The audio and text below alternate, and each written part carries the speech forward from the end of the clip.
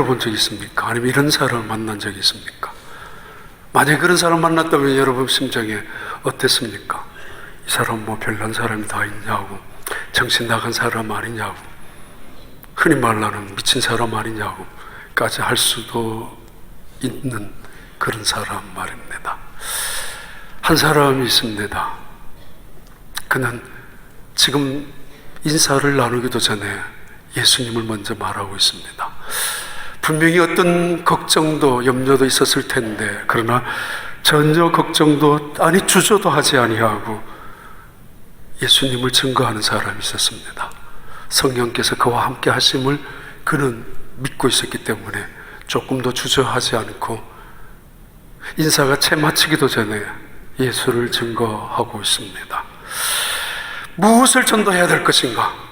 때로는 그냥 교회 가보자고, 설교라도 한번 들어보자고, 예수 믿으면 그냥 좋다고, 이런 말로 전도를 할 수도 있겠지만은, 그러나 이것 말고 다른 말이 없을까라는 걱정도 할 수 있었을 텐데, 이분은 복음을 증거합니다. 왜 예수를 믿어야 하는지, 그 예수가 누구인지, 그 예수가 당신에게 어떤 분이 될 것인지를 증거하는 한 분. 그는 조금도 두려움도 그리고 무서움조차 없이 예수님을 증거합니다. 얼마 전까지만 하더라도 그 예수를 증거하다가 결국은 돌에 맞아 죽을 뻔한 위험을 맞았습니다. 바로 이고니온이라는 지역에서 말입니다. 불과 180km 떨어진 지금 루스드라에 왔습니다. 그런데 루스드라에 와서 잠시 숨을 돌릴 수도 있었을 텐데, 그렇게 전도하다가 사람들에게 미친놈이라고 이야기 듣고, 아니 그렇게 전도하다가 사람들에게 핍박을 받았다면은 한 번쯤은 포기도 하고 다시 한 번쯤은 그걸 핑계 삼아 구실 삼아 조금 전도하는 것을 멈출 수도 있었을 텐데, 그는 그러질 아니하고 오히려 그러기 때문에 당연한 줄 알고 그것을 이유 삼아 오히려 복음을 전파하는 사람이었습니다. 내가 이렇게 전도했을 때 사람들은 나를 향하여 너는 그렇게 살 것이냐라고 되물을 수 있을 것이고, 당신이 믿는 하나님 어떤 분이냐라고 공격적으로 질문해 왔을 때 대답할 수 있어야 될 것이고, 그렇게 대답하면 참아야 하고 인내하고 손해봐야 되고 말한 대로 책임 있게 살아가야 되는 여러 가지 문제도 생길 텐데, 조금도 그런 손해보는, 그런 책임져야 될 문제 앞에서 계산 따지지 아니하고 어쩌면 저돌적으로 복음을 증거하는 사람이었습니다.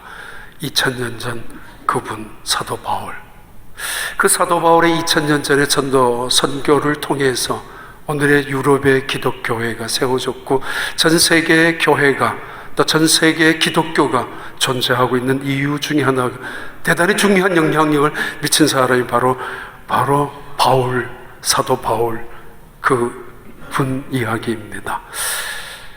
성경 공부 시간은 아니지만 그래도 잠깐 한번 볼까요? 다시 한번 1차 선교 여행, 지금 사도 바울은 어디로 지나가는가 하면 제1차로 수리아 안디옥에서 출발해서 실루기아, 살라미, 바보, 이 구브라는 섬을 거쳐서 버가, 비시디아 안디옥에 올라갔다가 지금 겹겹이 에워싼 그 산맥을 넘어서 이고니온에서 전도했었습니다. 그런데 꽤 많은 유대인들이 선동하고 조작하고, 그래서 이 사도 바울을 죽이려고 악감을 품게 해서 그 지역에 머물지 못하고 더 이상 피신해서 루스드라라는 곳으로 도착을 했습니다. 바로 이곳에서 일어난 이야기를 저 지난주와 오늘 말씀을 드리는 두 번째 이야기입니다. 사도행전 14장 우리 한번 볼까요? 3절과 4절입니다. 두 사도가 오래 있어 주를 힘입어 담대히 말하니 주께서 그들의 손으로 표적과 기사를 행하게 하여 주사 자기의 은혜의 말씀을 증언하시니, 루스드라에서 이고니온에서 전도한 이야기입니다. 4절, 그 시내에 이고니온 도성의 큰 무리가 두 개로 나누어졌습니다. 유대인을 따르는 자, 불순종하는 자, 두 사도를 따르는 자, 복음을 믿는 자, 죽음과 생명, 구원과 심판, 은혜와 저주, 복음이 선포되는 곳은 어중간한 것은 아닙니다. 둘 중에 하나입니다. 그러기에 악감을 품게 하고, 어둠의 세력, 사탄의 세력은 그러기에 이 복음을 방해를 하는 것이 사실입니다. 사도행전 5절, 14장 5절부터 7절까지 우리 함께 읽습니다. 이방인과 유대인과 관리들이 두 사도를 모욕하며 돌려치려고 달려들이 그들이 알고 도망하여 루가오니아의 두 성 루스드라와 더베와 그 근방으로 가서 7절 거기서 복음을 전하니라. 여기 글자 한자가 빠졌습니다. 거기서 복음을 전하리라. 뭐가 빠졌어요? 한번 생각해 봐요. 거기서도 복음을 전하니라. 카타 투우. 거기서도 의뢰하는 대로, 사람을 만나서 늘 이야기하던 대로, 어느 지역에 가면 어느 지역에 간 그대로 늘 했던 습관대로, 유스투 늘 하던 대로, 유별나게 한 것이 아니고 특별나게 한 것이 아니라 하던 대로 그는 복음을 전파합니다. 습관대로 불평하는 사람, 습관대로 원망하고 살아가는 사람 있습니다. 습관대로 비난과 비판을 즐기며 살아가는 사람도 있습니다. 또 습관대로 평생 염려하고 걱정하는 사람들이 있습니다. 사도 바울, 그는 늘 하던 대로 예수 믿고 나서, 예수를 경험하고 나서, 복음이 무엇인가를 알고 나서 그는 한 번도 빠지지 아니하고 사람을 만나면 만난 대로 당신 예수님이 누구신지 아십니까? 예수님 한번 들어보세요. 복음을 증거했던 이 사도 바울, 바로 180km니까 100마일 남짓 정도 떨어진 이 이고니온에서 루스드라로 건너왔습니다. 그러면은 뻐젓이 그 돌로 죽이려고 했던 그 무리들이 달려올 수 있는, 쫓아올 수 있는 지역이기도 합니다. 그러나 그것 아랑곳하지 아니하고 사도 바울은 바로 이 루스드라라는 이 땅에 와서도 복음을 전파했습니다. 왜? 무엇 때문에? 근데 이 루스드라에 오자마자 복음을 전파했는데 그곳에서 놀라운 기적을 이루어지게 합니다. 다른 많은 기적들도 일어났었지만은, 그러나 이 사도행전을 기록한 누가는 특별한 이 두 가지의 기적, 사도행전 3장에 나면서부터 걷지 못했던 그 안진뱅이 거지에 일어난 기적과 사도행전 14장에 또 한 번 태어나기도 전에 태아에서부터 선천성 하반신 마비가 된 이 한 사람의 또 한 사람이 일어난 이야기를, 한 사람은 베드로, 한 사람은 사도 바울, 두 사람의 기적을 기록하고 있습니다. 어떻게 이런 기적이 이루어질 수 있었는지, 우리에게 무엇을, 어떤 메시지를 전달하고 싶은 것인지 있었을 것입니다. 그 말씀을 드리려고 합니다. 전 지난주에, 그리고 저지난주에 2주 동안 아프리카에 있는 두 나라를 선교를 다녀왔습니다. 선교라기보다는 선교 방문에 가까운, 여행에 가까운 그런 선교입니다. 평소에 꽤 오랫동안 아프리카 가고 싶었지만은 부담스러워서, 너무 멀어서, 그래도 늘 마음속에 부담으로 남아있었던 아프리카, 가난한 땅, 마치 저주받은 땅으로 여겨졌던, 그러나 성경의 역사와 밀접한 관계가 있는 아프리카, 기회가 되면은 가보기를 원했던 것입니다. 물론 작년에 기회가 되었지만 시간이 안 돼서 금년으로 미뤄서 금년에 갔습니다만은, 근데 이상하게 제가 찾아갔던 두 나라는 아프리카의 50개 나라, 매년에 줄었다 늘었다 그런다고 합니다. 약 50개 나라 중에서 아프리카 같지 않는 두 개의 나라를 우연히 다녀왔습니다. 하나는 남아프리카 공화국이고 제일 끝에, 또 하나는 마다가스카르라는 그 섬의 나라입니다. 지구 제일 끝에 남아프리카 공화국, 그 남아프리카, 백인들이 세운 나라, 아프리카 중에서는. 그래서 200~300년 동안 백인들 400만 가까이 백인들이 그 나머지 2천만 명 이상 되는 흑인들을 통치하고 있는, 지금은 많이 조정이 되어가고 있다고 합니다만은, 그 나라와 그곳에서 바로 섬 하나가 있습니다. 마다카스카라라는 이 섬. 저는 이 공항에 내리기 전까지만 하더라도 이거는 남아프리카 공화국의 하나의 섬인 줄 알았습니다만은, 그 공항에서 비자를 받으면서 이게 나라구나, 국가구나 처음 알았습니다. 이 나라가 적어도 2,500만 명이 살고 있고, 그리고 또 하나 아프리카 같지 않는 아프리카에 속한 이 나라, 인도네시아와 그리고 아프리카의 혼합 민족이 살고 있는, 아시안 같기도 하고 아프리카 같기도 한 컬처도, 그런 두 가지의 컬처가 복합되어져 있는 그런 나라였습니다. 만난 사람들이 있습니다. 프랑스에서 은퇴하신 젊은 부부입니다. 일찍 은퇴하고 학교 교사로 다니고 있는 분인데, 이 마다카스카르라는, 그냥 마다라고 부르는 이 나라, 교육시설 환경이 아주 열악한 것 같았습니다. 그래서 교사들은 3주만 훈련받으면 교사 자격증을 받고, 그리고는 아이들을 가르칠 수 있다고 합니다. 자질 면에서도 조금 부족할 수 있을 것이고, 사명은 훨씬 더 없을 그런 교사들. 그러니까 월급도 충분하지 않아서 40불 정도에, 50불 많아야 일주일에 하루 아니면 이틀 정도는 심지어 시내로 내려가 가지고 일을 해야 먹고 살 수밖에 없는 그런 교사들. 그러니까 어린아이들이 배움의 기회를 놓치고 있는 그 땅이었습니다. 프랑스, 옛날에 프랑스 식민지도 했었기 때문에 프랑스 부부가 와서 가르치는 분들과 만났고, 또 오스트리아 사람, 멀시 미니스트리를 하고 있는 한국 선교사님들은 클리닉을 건축해 주면은 거기에 클리닉에 봉사할 수 있는 간호사를 훈련시켜주고, 그리고 1년에 한 차례 혹은 2차례 닥터 의사들을 진료를 할 수 있는 스케줄을 잡아주는 그런 일을 감당하는 사람 한 분도 만났습니다. 같이 모여 있었습니다. 오스트리아에 본부를 둔, 또 하나는 내시빌 테니시에 있는 미국 목사님, 1년에 2차례 아프리카를 방문해서 1년에 100만 불 이상 모금을 하는 분이라고 합니다.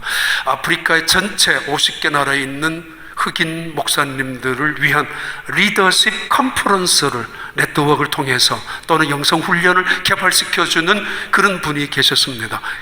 이분은 거의 같이 다녔습니다. 그리고 스위스에 본부를 둔 헬 미니스트리, 헬리콥터 사역을 하는 선교사님도 만났습니다. 병원 시설이 없거나 있어도 수술하는 의사도 조차 없는 2,500만 명이 살고 있는데도 불구하고, 동네마다 클리닉이 세워져서 간호사도 아니죠, 훈련을 시켜줘서 약을 처방해주는 그런 의료 활동을 간신히 하는데, 그것이 그 동네 2,000명, 3,000명이 살고 있는 동네, 산골 동네마다 주술사들이 주로 영향을 미치고 있었습니다. 그 주술사의 영향권에서 벗어나게 하는 아주 중요한 역할이 현대의학의 의술을 통해서 이루어지는 사역이기도 했습니다. 자, 아무튼 헬리콥터 사역은 강이 많아서 또는 산이 많아서 교통시설이 전혀 이루어지지 않은 그런 나라, 2,500만 명이나 살고 있는데도, 물론 관리들이 부패해서 도로를 확장하거나 하면은 제대로 시설을 하지도 못하고, 또는 산이 모래나 혹은 엷은 진흙 덩어리로 되어졌기 때문에 어린아이들은 발바닥으로 다닙니다. 그래서 쉽게 도로를 놓지도 못하는 그런 상황이었습니다. 근데 마침 헬리콥터를, 거기 있는 선교사님도 그랬습니다. 생전 처음 타게 됐다고. 사실 제가 조금 다리가 좀 안 좋았습니다. 지금도 조금은 불편하지만, 그런데 헬리콥터를 타고 10시간 가야 될 길은 30분 만에, 이틀 가야 될 길로 돌아가며 산골짜기 강을, 시장 한 분 찾아오셨는데 그날 5시간을, 새벽 5시에 출발해가지고 10시에 도착하신 시장이 계셨습니다. 시장 직원들이 함께 2시간은 배를 타고 3시간은 산을 넘고, 한번 사진 한번 봐봐요. 혼자 여기 있는 이분은 마다카스카르 2,500만 25%가 기독교인인데 3만 명이 되는 그 나라에서 가장 큰 교회 목사님이십니다. 같이 시작은 같이 갔었습니다. 정말 신실하신 겸손하신 목사님이시고 마지막 주일은 그 교회 가서 예배를 드리기도 했습니다.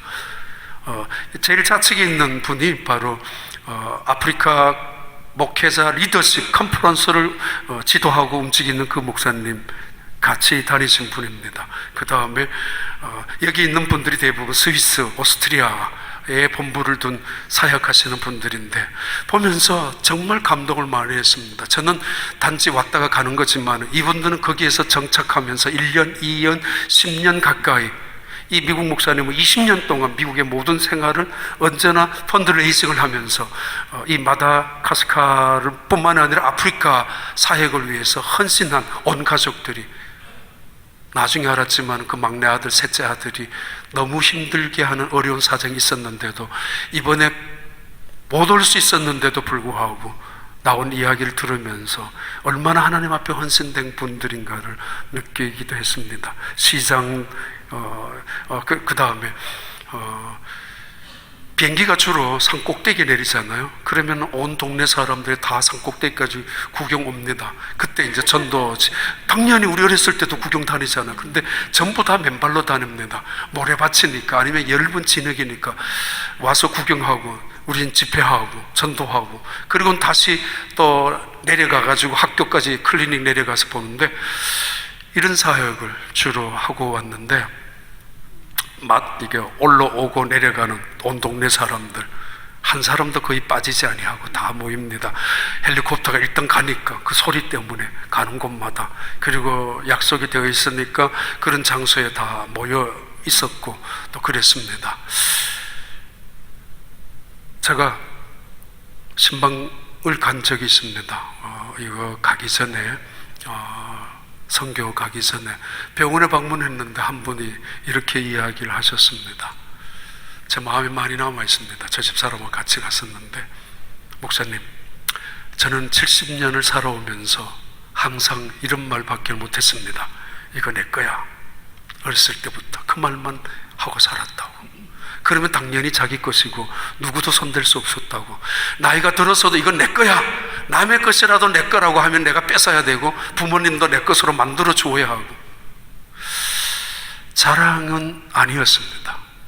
부끄러움과 철없이 살아왔던 자기의 지나간 70년의 인생이 너무도 후회스럽다라는 침대에 누워서 뱉어낸 고백이었습니다. 내 것이야, 내 한평생 살아온 것이, 그 말밖에 한 것이 없다고. 2주 동안 선교, 그 2주죠. 이 만난 이분들, 그분들에게 예수님이 어떤 분인지, 그리고 그 예수님 때문에 그분들은 이 아프리카까지 가서 가장 열악한 지역에 가장 힘든 사역을 하고 있는 그분들을 보면서 마음이 계속 많이 찡할 때도 있었고 마음이 아팠습니다. 셋째 아들을 테네시 내시빌에 있는 그 목사님 나중에 이야기를 했습니다. 셋째 아들 나중에 데리고 마지막 날 만났습니다. 오라 그래서 만나서 남아프리카 공화국에 이제 조금 머물기도 하다가 만났는데 아마 여러 가지 속을 많이 썩였던 것 같습니다. 또 아버지의 마음에 고통이 많이 있었던 것 같습니다. 그런데도 불구하고 아프리카 그 땅을 사랑하는, 하나님 앞에 원망도 할 법하고, 그리고 그분의 이야기대로라면 펀드레이징을 하는 미국 침례교 그리고 PCA 그 두 개 교단을 다니면서 선교 보고를 할 때마다 자기는 이런 이야기를 한다고. 속으로 난 거지가 아니야, 난 거지가 아니야. 거지면은 체면 때문에, 얼굴 때문에 돈 좀 구하려고, 그건 거지죠. 구걸하는 거지지. 그런데 나는 하나님의 대사야. 하나님이 프로젝트를 가지셔서 나를 향하여 이렇게 말하라고 하는데 나는 거지처럼 말하지 않을 거야. 그 사람들한테 절대로 굴종하지 않을 거야. 나는 당당하게 말할 거야. 그렇게 속으로 계속 되뇌이면서 펀드레이징을 하고 다닌다고 합니다. 왜 그렇게 살아갈 필요가 있는지. 변호사예요. 얼마든지 자기 일을 하고 살 수 있을 텐데, 그런데 굳이 그 일을 하면서 그 먼 아프리카 땅, 그래서 그 세 아들 중에서 마지막 막내 아들 하나는 그렇게 힘들게 있는데도 그대로 자기 일을 감당하는 그 모습 보면서 정말 예수님은 누구인가? 우리에게 예수님 어떤 존재인가? 왜 저들은 그 많은 것들을 내려놓고 이 땅까지 와서 한국 선교사님들 훨씬 더 다하죠. 그 땅에 와서 복음을 전파하고 있는가? 이 사도 바울, 이고니온에서 맞아 죽을 뻔하고 이고니온에서 그 숱한 사람들에게 쓸데없는 오해와 핍박을 받아서 모욕을 당한 채 쫓겨나다시피 했던 이 사도 바울, 루스드라까지 와서 다시 복음을 전하면서 어려움을 당할 필요는 없을 텐데 그는 다시 복음을 계속 증거하고 있습니다. 그때 일어난 놀라운 기적 같은 사건입니다. 사도행전 14장 한번 볼까요? 8절부터 9절까지입니다. 우리 함께 읽습니다. 루스드라에 발을 쓰지 못하는 한 사람이 앉아있는데 나면서 걷지 못하게 되어 걸어본 적이 없는 자라. 바울이 말하는 것을 듣거늘 바울이 주목하여 구원받을 만한 믿음이 그에게 있는 것을 보고,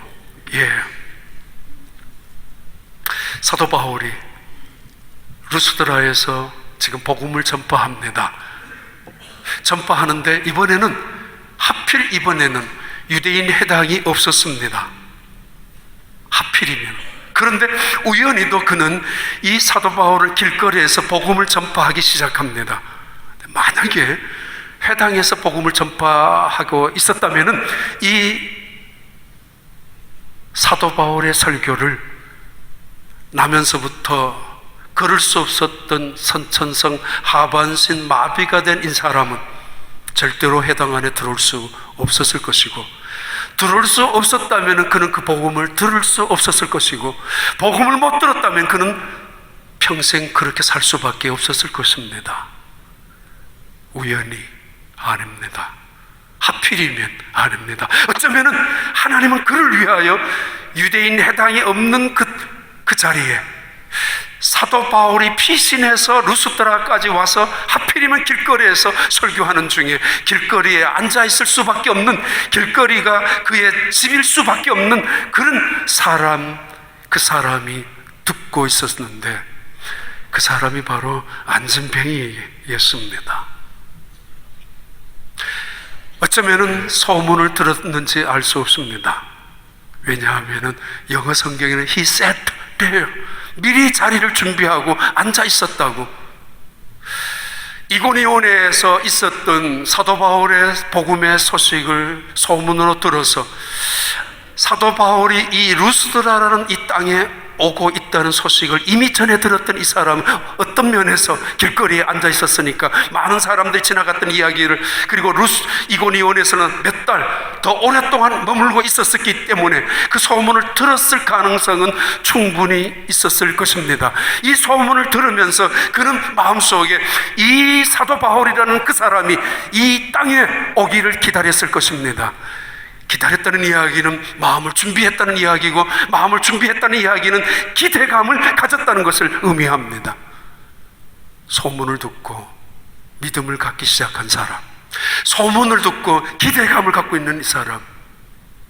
그러나 소문을 듣고 있었던 믿음마저 깨쳐버리고 있었던 은혜마저도 쏟아버리는 사람들도 있지만, 평생 설교를 듣고 평생 성경 공부를 하면서도 믿음에 대한 기대감, 벅찬 감격을 가지고 준비조차 해본 적이 없는 사람들도 있지만은, 이 사람은 그런 소문 하나, 지나가는 소문 하나를 듣고 미리 그 자리에서 기다리고 있었던 이 사람. 사도 바울이 복음을 전파하기 시작하면서 그는 듣기 시작합니다. He listened to Paul's word as he was speaking, he was preaching.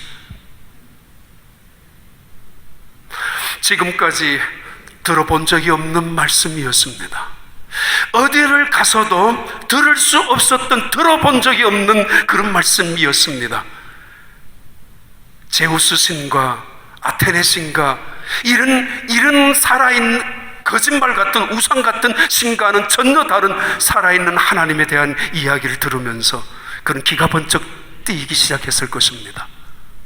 아침 저녁으로 제사상을 차려놓고 전쟁에 나갈 때는 신 앞에서, 또는 풍년을 들기 위하여 신 앞에 찾아가서 자식을 낳기 위하여, 병을 갖추기 위하여 수없이 많은 제사를 드리고 우상을 섬겼지만은 한 번도 그 손을 내밀어서 그들을 건져내 본 적이 없는 그런 거짓 가짜 우상들, 단 한 번도 위기 속에서 그들을 지켜본 적이 없는, 가뭄 속에서 비를 내려본 적이 없는, 그래서 풍요로움을 가져다 준 적이 없는 그런 거짓 우상의 이야기 앞에서 쏟고 살았던 이 사람이었지만은 이제 살아계신 하나님의 이야기를 듣습니다.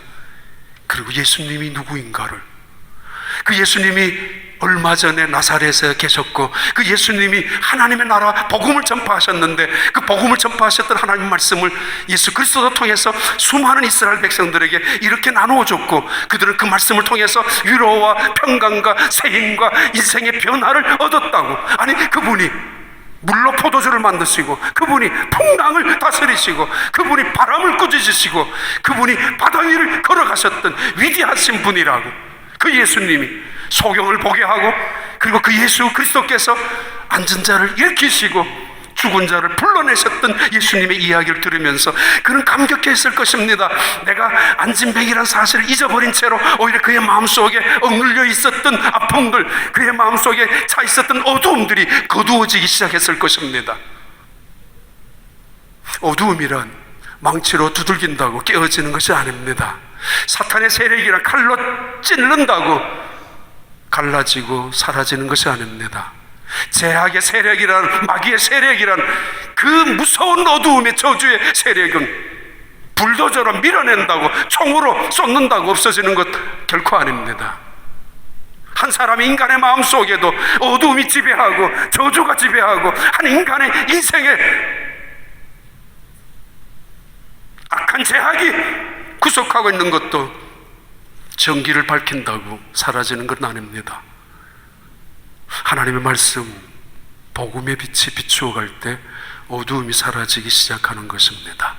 원망과 불평으로, 어쩌면 증오와 저주로, 어쩌면 좌절과 절망으로, 어두움으로 가득 차 있는 이 사람의 마음속에 자신도 모르게 빛이 들어오기 시작하고, 자신도 모르는 사이에 그 빛이 들어오면서 마음의 평강이 이루어지기 시작하고, 마음의 평강이 이루어지면서 그 얼굴은 빛으로 드러나기 시작하고 있습니다. 들음, 태하에서 듣는다는 거 아시죠? 어린아이가 배 안에 있으면서도 듣기 시작합니다. 인간의 들음, 청각, 죽기 직전까지도 살아있습니다. 어느 정도는 듣고 있습니다. 들어야 말하는 법입니다. 듣지 못한 벙어리입니다. 기머거리 벙어리는 하나입니다. 듣습니다. 들으면서 그는 지금 사도 바울의 말을 듣는 것이 아니라 사도 바울의 입술을 통해서 말씀하신 하나님, 사도 바울의 입술을 통해서 전달되는 예수 그리스도, 그분을 만나고 있는 거 아닙니까?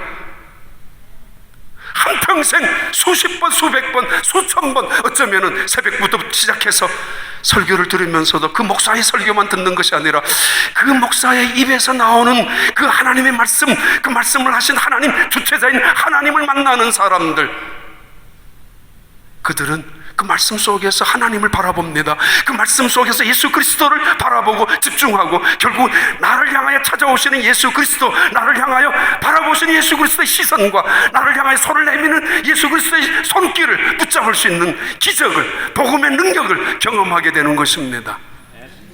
듣는 자리, 팔짱을 낀 채 들으면서 졸면서 듣는 자리, 그러면서 한편으로 조롱하고 비웃고 너나 잘하라고, 때로는 정죄하고 비판하며 웃기고 있다라고, 무슨 헛소리 하느냐고, 그렇게 듣는 사람 속에 일어날 수 있는 기적이 얼마나 있겠습니까? 물론 사도 바울같이 급격한 변화, 기적을 경험할 수도 있겠지만은, 그래 이 사람은 지금 준비된 한 사람, 그러면서 이 말씀 속에 빠져들어가고 있는 이 사람, 빠져들어가면서 점점 성령의 은혜를 체험하고 있는 사람, 정말 자기도 자신도 모르게 하나님의 은혜 속에서 하나님이라는, 예수라는 말을 처음 들어보는 이 사람, 물리를 걸어가셨던, 그리고 죽었던 사람을 살려내셨던 이 예수님이 바로 하나님의 아들이었다는 사실 앞에서 그는 깜짝 놀랍니다. 살아계신 하나님의 아들이 이 세상에 인간으로 오셨다니. 아니, 그가 우리의 죄를 위하여 죽으셨고, 그가 우리의 죄 모든 저주를 대신하여 저주를 당하셨고, 아니, 그분이 죽으신 지 사흘 만에 다시 부활하셨다는 사실 앞에서 그는 손을 불끈 쥐면서 감격했을 것입니다. 아니, 이런 복음을, 이런 이야기를 누가 언제 어디서 우리에게 해준 사람이 있느냐고, 어디서 들을 수가 있느냐라고. 그 순간 그의 마음속에는 기쁨으로, 감격으로 가득 차기 시작합니다. 이것이 복음이라는 사실 앞에서 예수 그리스도가 하나님의 아들로 이 세상에 오셨고, 그분이 바로 당신을 위하여 죽으시고 다시 살아나셨다고, 당신을 사랑하신 하나님의 손길이 예수 그리스도 안에 나타났었다고 사도 바울의 설교가 계속됩니다.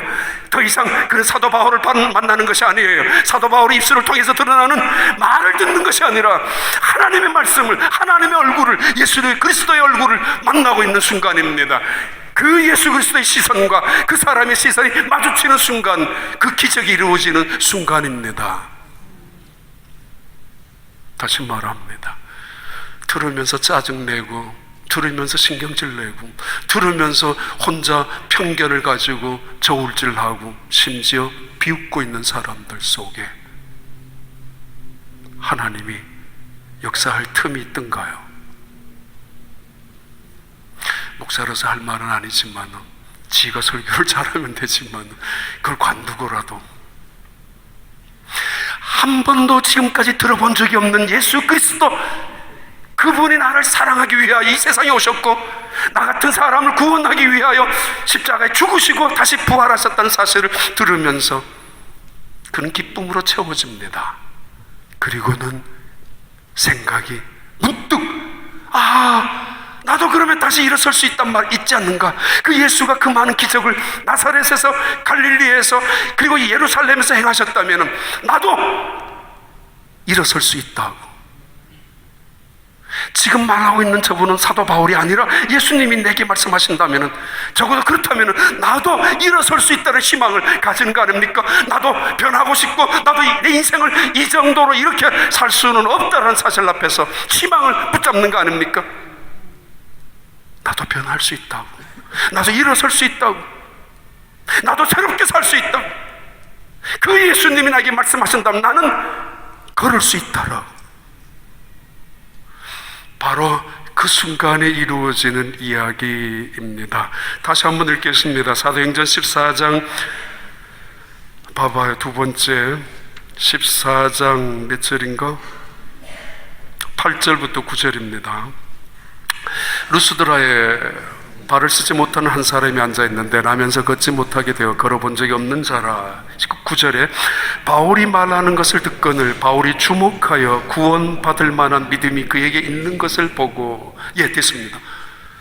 그렇게 듣고 있는 아주 경청하고 빨려 들어가는 것을 보고 바울이 주목합니다. 사실은 바울이 주목한 것이 아니라 예수님의 시선과 마주치는 것이고, 하나님이 그에게 찾아오신 그분의 손을 붙잡는 순간을 의미합니다.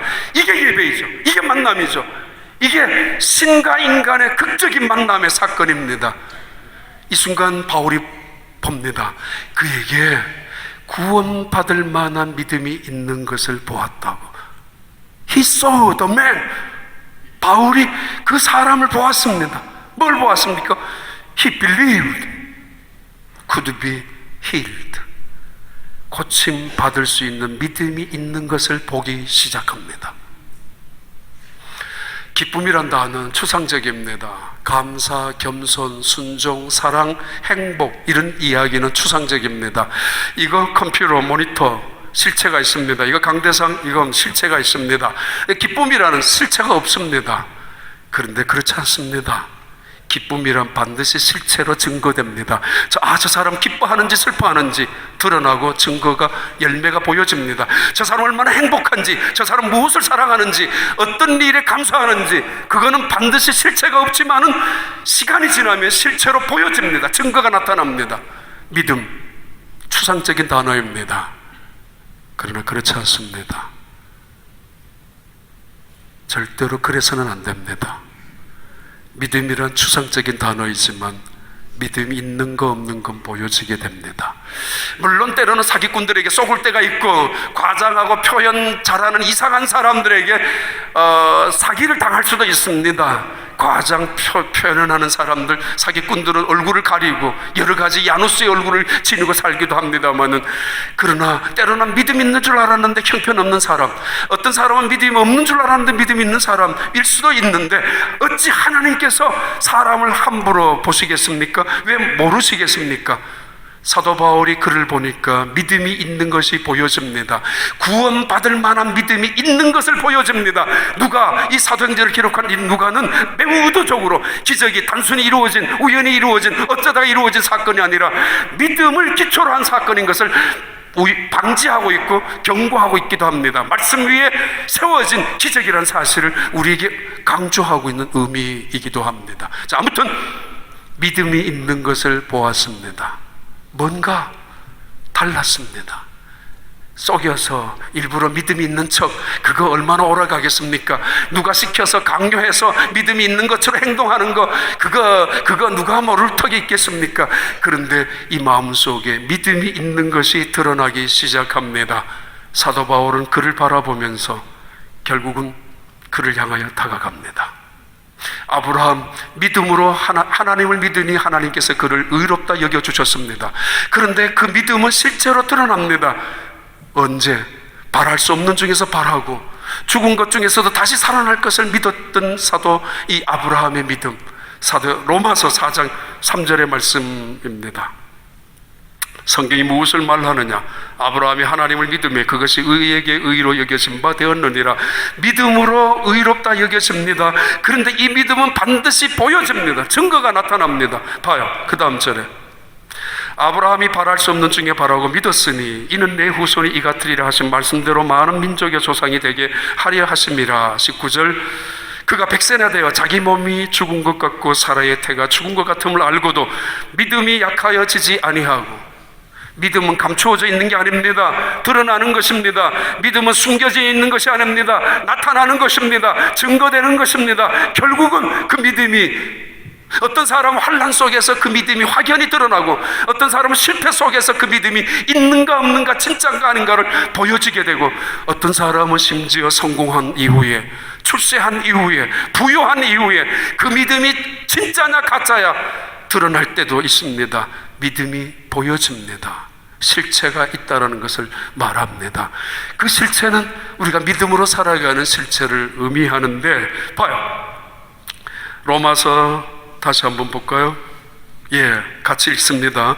믿음이 없어 하나님의 약속을 의심하지 않고 믿음으로 견고하여져서 하나님께 영광을 돌리며 약속하신 그것을 또한 능히 이루실지를 확신하였으니, 22절에 그러므로 그것이 그에게 의로 여겨졌느니라. 믿음이 있는 것을 보고 믿음은 드러나게 되어 있습니다. 결국은 드러나는데, 이때 사도 바울이 그에게 가서 말합니다. 일어나라고. Stand up. Straight. On your feet. 내 발로 똑바로 일어서라. 하나님의 말씀으로 들었던 그 사람, 이 말씀도 더 이상 사도 바울의 입에서 나오는 말이었지만은 한 인간의 말로 듣지 않았을 것입니다. 그에게 손을 내밀고 있는 사도 바울의 손, 그것은 더 이상 사도 바울의 손은 아닐 것입니다. 믿음으로 받아들인다면 그 손은 주님의 손일 것입니다. 오래전에 하영조 목사님이라는 분 돌아가셨지만 그분의 설교집 책 속에 읽었던 기억이 있습니다. 임옥인이라는 권사님, 소설가입니다. 여류 작가입니다. 프랑스에 갔다가 내려오면서 공항에서 쓰러져서 병원에 실려갔는데 뇌출혈로 쓰러졌습니다. 병원에선 집으로 가라고, 이제 오랫동안 누워있을 수밖에 없다고, 연세가 오래 되셨으니까 집에 가서 누워 계시는 시간에 곰곰이 여러 가지 많이 생각이 났던가 봐요. 근데 어느 날 친구 권사님 한 분이 찾아와서 기도 후에 병문안 와서 이렇게 이야기를 했습니다. 옥인아, 너 일어나. 그냥 그랬대요. 옥인아, 너 일어나.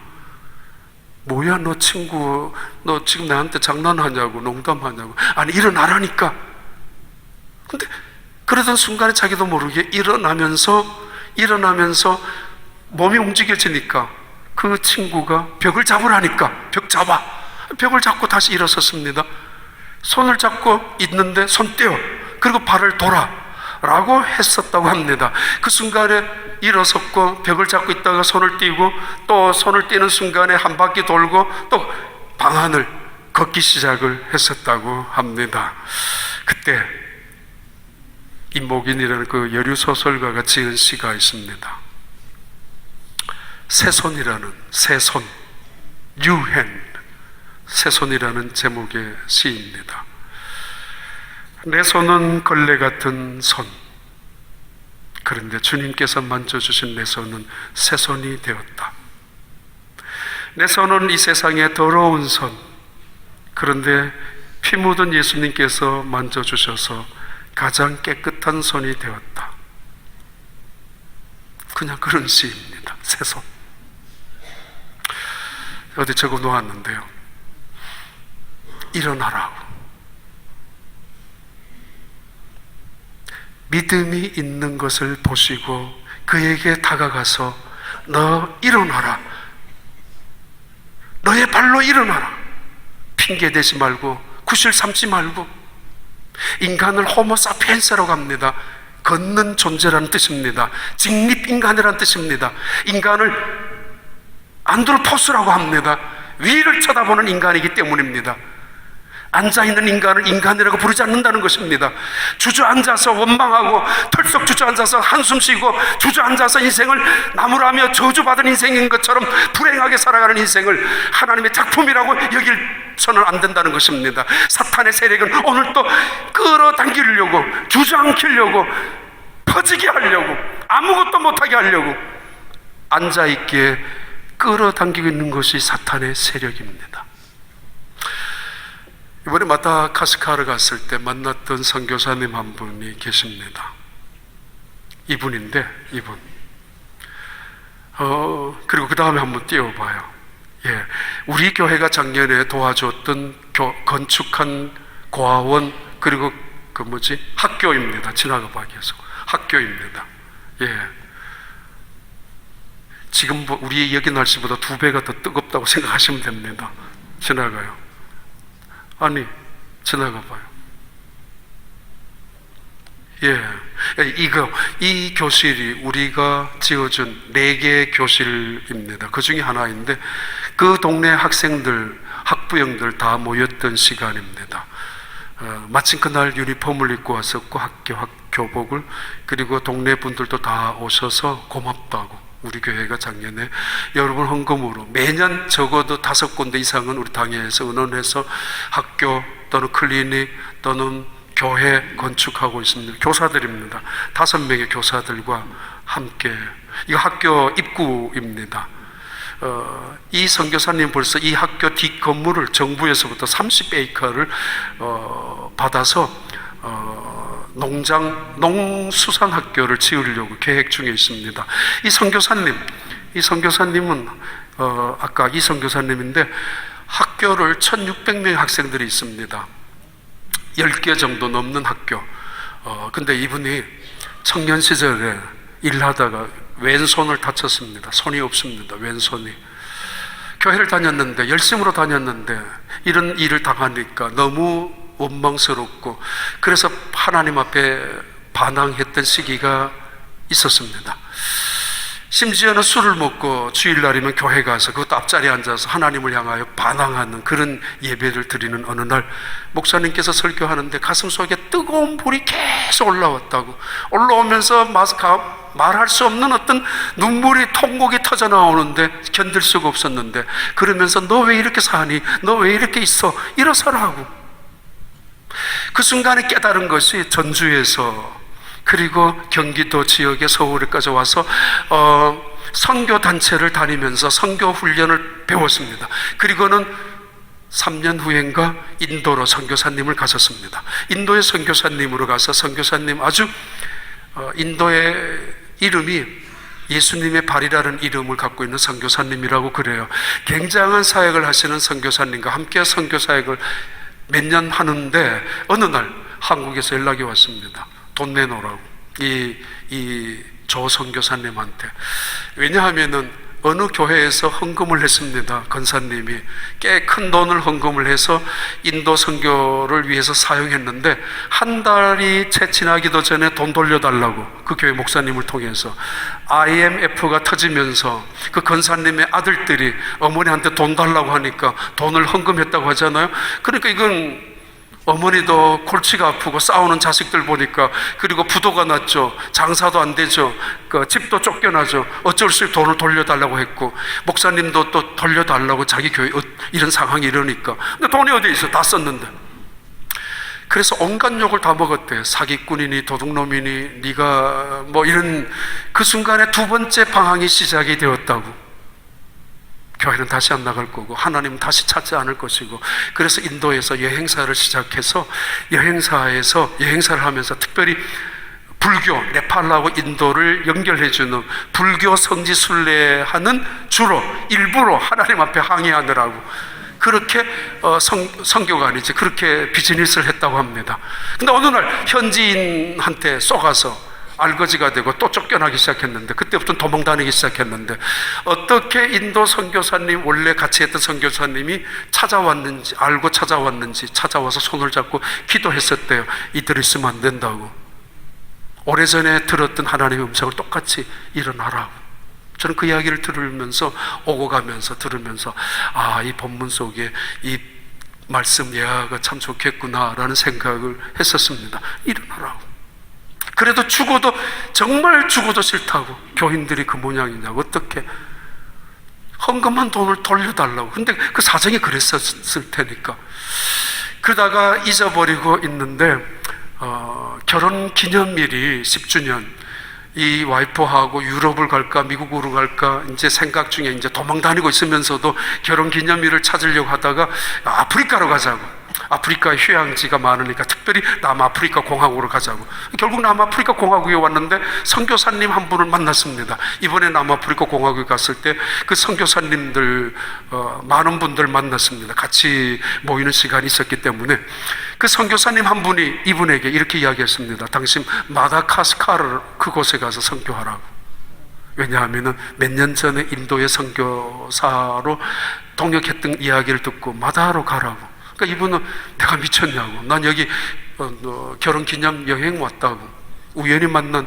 그런데 돌아간 그 사람의 전화번호를 어떻게 알았는지 남아프리카 공화국의 선교사님 그분이 다시 이 조 선교사님한테 전화를 해서 언제까지 내려오시라고, 마다카스카르로 가라고. 그래서 지금까지 마다라는 그 나라에서 7년 동안 선교 사역을 하고 계시는 분입니다. 근데 이분은 쓰레기통에 버려진 아이들을 모아서 고아원을 3곳을 하고 있습니다. 다 가봤습니다. 그리고 학교를 세우고 있습니다. 한국에 있는 교회들이. 그리고 홈리스들을 위해서 급식 거리 사역을 하고, 또 기술을 가르쳐주고 자동차 정비, 여자들 뜨개질을 그 마다카스카르라는 곳에서 그때마다 학교의 책임자 또는 고아원의 책임자 또는 어떤 정비소의 책임자, 스태프들을 만나는데 한 120명 정도를 세워놓는데, 그 중에 대부분 사람들의 그 은혜가 있습니다. 어떤 사람은 꿈속에 나타난 하나님을 만나면서 이 선교사님한테 무릎을 꿇고 찾아와서 예수 믿겠다고. 어떤 사람은 강에서 강도를 만났었는데 정말 그때 예수님의 음성을 듣고, 이런 사건을 통해서 하나님이 얼마나 급한지, 이런 사건을 통해서, 기적을 통해서 결국은 예수 믿게 하는 사람들, 그리고는 이 사람들을 이 선교사님의 스텝이 되게 해서 함께 그 나라의 사역을 이루어가고 있는 그 현장을 보고 왔습니다. 일어나라.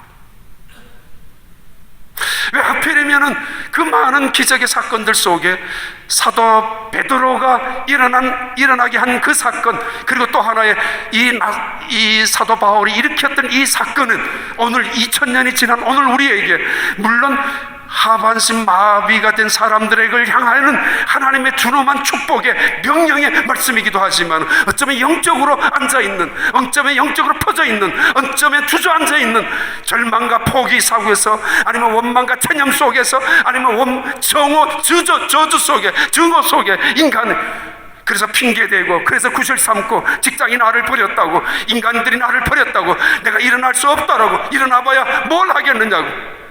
어린아이가 만약에 일어나서 넘어지는 게 두렵다면, 겁이 난다면 그 아이는 평생 네 발로 기어 다닐 수밖에 없을 것입니다.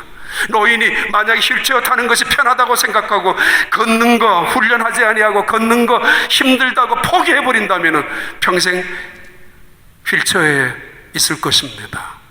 인간은 걷는 존재입니다. 일어선 존재입니다. 하나님이 그렇게 창조하셨습니다. 일어나라! 똑바로 일어나라고. 핑계대지 말고 네 발로 일어서라고. 말씀 앞에서 믿음을 갖기 시작하고, 말씀을 들으면서 소망을 갖기 시작하고, 말씀 속에서 하나님의 임재를 경험하고 예수 그리스도의 능력을 믿기 시작한 이 사람, 그 믿음이 보여지기 시작한 그때 그 순간에 사도 바울이 그를 향하여 단호히 말합니다. 내가 나사렛 예수 그리스도 이름으로 명한다. 칼빈의 이야기대로 분명히 말했을 것이라고 맞습니다. 일어나라고. 그렇게 원망하는 자리에서, 그렇게 죽음의 어둠의 자리에서, 언제까지 그렇게 쓸데없는 염려와 걱정하는 자리에서 살지 마라고. 아니, 인생을 이거 내 거야, 이거 내 거야, 이거 내가 어떻게 모은 줄 알아, 이거 내 피땀 흘려 모은 거야, 이건 내 거야, 평생 그렇게 움켜잡고 살지 마라고. 앉아서 내 것만 챙기며 계산하며 씨알이며 살지 마라고. 이것도 네 거야. 맞아요. 이것도 네 거야. 내가 모았지. 내가 눈물도 담겨져 있지. 내가 어떻게 전략하고 인색하게 영혼을 얻어먹으면서도 남겨둔 것인데 어떻게 이게 네 것이라고 줄 수 있습니까? 아닙니다. 모든 거 하나님의 것입니다. 다 하나님의 것입니다. 욕심 부릴 필요 없습니다. 교만할 것까지 뭐 있습니까? 주님 말씀합니다. 일어나라! 교회는 이 말씀 앞에 아멘으로 일어서서, 그래서 하나님의 복음을 들고 세상을 향하여 일어나라, 그 말씀 앞에 순종하며 일어서면서 세상을 향하여, 죽어가는 영혼을 향하여 끌어안고 복음을 증거하는 곳이 교회 아닙니까?